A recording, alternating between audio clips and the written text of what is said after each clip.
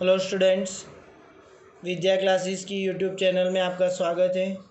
Today we are discussing chapter number 1 exercise का problem number 1.30।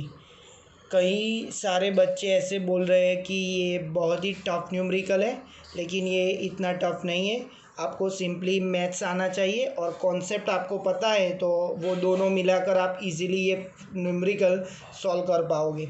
तो अभी तक हमने क्या पढ़ा है, application of Gauss law, first application, उसके हिसाब से ये सम हमें कैलकुलेट करना है। Okay, so what is in the data, obtain the formula for electric field due to a long thin wire of uniform linear charge density lambda। तो आप देख सकते हो कि यहाँ पे ये वायर है, वायर वो पॉजिटिवली चार्ज डिस्ट्रीब्यूटेड है along the wire both end। ये इनफाइनाइट है, minus infinite to infinite. So long thin wire is given and this is the centre P point, and from the P point if we have to calculate the net electric field due to infinitely long thin wire, okay, with the help of integral method and Coulomb's law। We do not have to use the Gauss law because already we have discussed this formula of this numerical formula of this wire we already calculate in the theory, but we do not have to utilize Gauss law in this lecture। So what we have to do, we have to utilize integral method and Coulomb's law। So let's start। This is long thin wire। If we assume from point P to x distance one small element, say that length is dx, so amount of charge is dq, total charge is q, but for small portion the charge is dq, and for this small amount of charge the field which we have to calculate at a distance r at point o। So what we have to do, ये हमने small portion लिया, उसी x element यदि हम left hand side लेते हैं तो यहाँ पे भी एक स्मॉल पोर्शन होगा, ये वाला है डी क्यू, तो ये भी डी क्यू होगा। सो इसकी वजह से ये ओ पॉइंट पे कितनी इलेक्ट्रिक फील्ड है यदि हमको कैलकुलेट करना है, तो ये स्मॉल पोर्शन है, तो इलेक्ट्रिक फील्ड भी कितनी आएगी, small. So D E. Now if this angle is theta, so what is from the geometry, this is must be theta। so DE का टू कंपोनेंट हम रिजॉल्व करने वाले हैं। DE का ये थीटा है तो ये एडजेसेंट कंपोनेंट होगा। सो ये वाला कंपोनेंट ये वो साइन कंपोनेंट होगा, बट ये इसके पैरेलल है, तो ये कौन सा होगा, DE साइन थीटा। तो DE को हमने दो कंपोनेंट में रिजॉल्व किए, DE cos theta and DE sine theta. Now ये वाला टर्म, सो ये वाला टर्म कहाँ से आया, तो आप देख सकते हो कि इसके सिमेट्री हमने यहाँ पे लिया है, तो एग्जैक्टली ये वाला DE होगा। तो सिमिलर वे ये DE साइन थीटा होगा, ये DE cos theta. So from the geometry of the figure we conclude that this sine theta component will nullify the effect of each other। So to calculate the net electric field at point O, only DE cos theta component is responsible, so in this way we can calculate। okay, so let's start।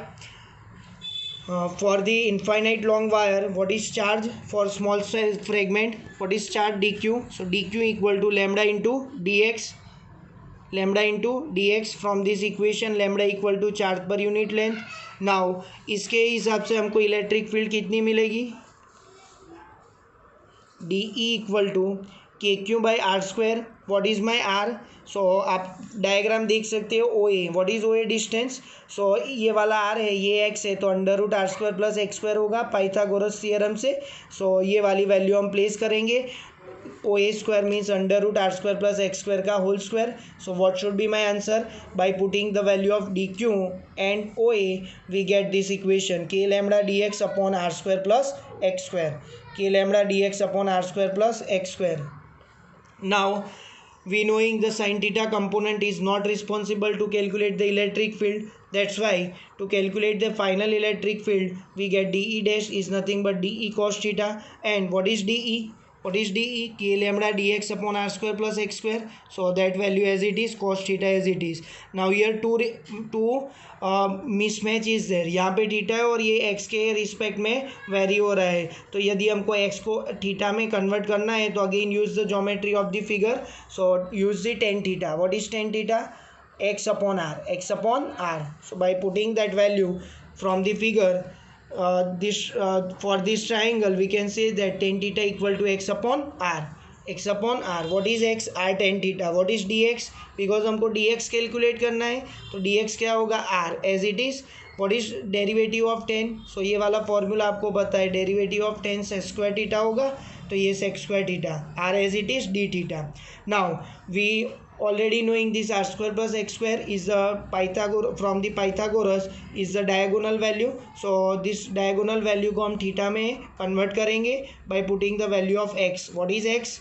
From this equation r tan theta. r tan theta. तो ये वाली value हम place करेंगे r tan theta.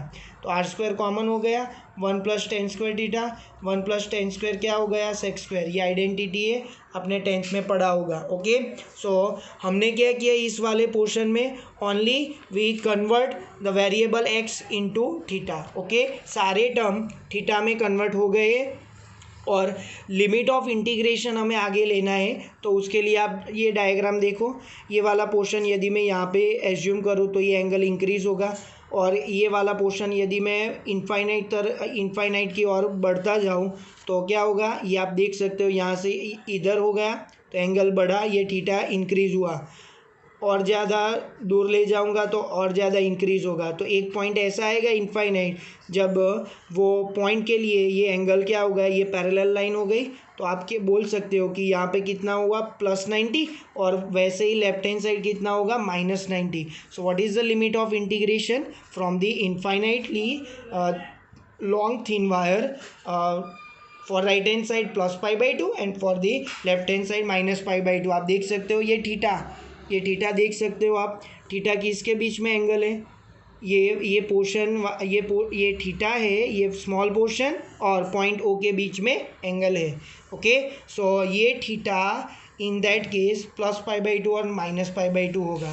So by put into equation 1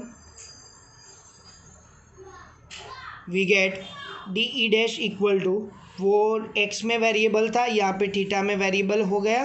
सो ये पूरा formula आ गया k lambda r sec square theta d theta cos theta.